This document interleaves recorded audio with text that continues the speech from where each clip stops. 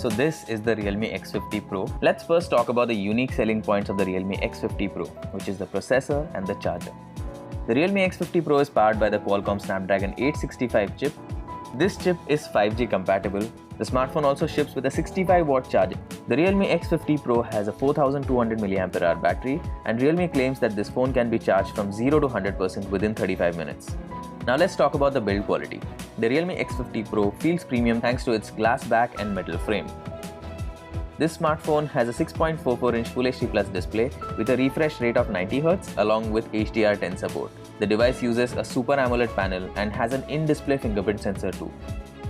The display uses Corning Gorilla Glass 5 for protection. This phone has a 32-megapixel primary selfie shooter along with an 8-megapixel wide-angle selfie camera, which probably means that you'll have fun clicking group selfies on this device. This phone has a quad rear camera setup with a 64-megapixel primary sensor, and you can see other camera specs on screen right now.